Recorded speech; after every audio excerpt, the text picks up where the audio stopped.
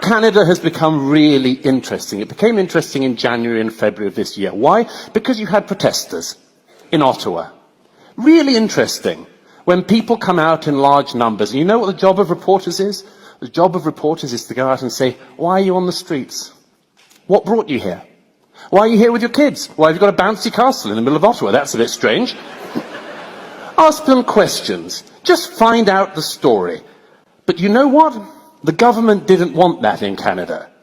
Your Prime Minister decided in advance that these people were, what did he do? All the modern excommunications. They were Nazis, they were white supremacists, they were anti-Semites, they were probably homophobes, they were misogynists, they were probably transphobes, etc., etc., etc. He did all the things you do in the modern political age if you want to just defenestrate somebody who's awkward to you. And then he brings in the Emergency Powers Act. Now, at such a time, what would the mainstream media do?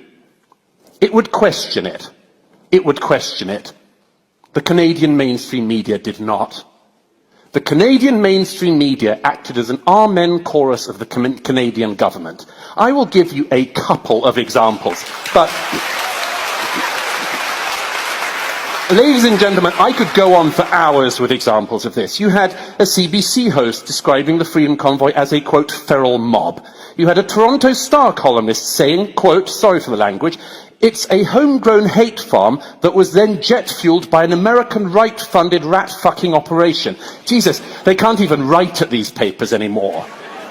CBC said that 2 Indigenous women who were so scared to go outside in Ottawa because of racist violence didn't bother to mention that Indigenous drummers had led the truckers in an O Canada rendition.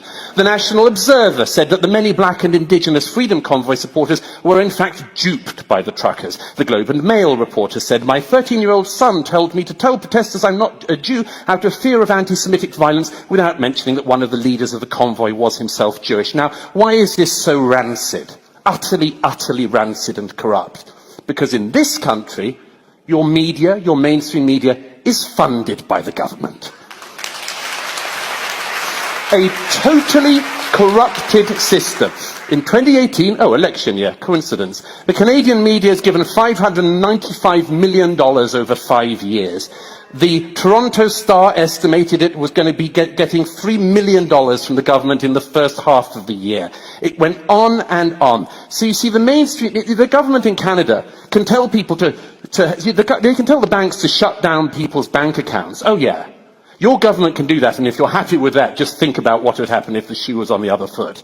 The government can do that, but in Canada, they can also tell the media what to do, and the media does the bidding of the Canadian government. That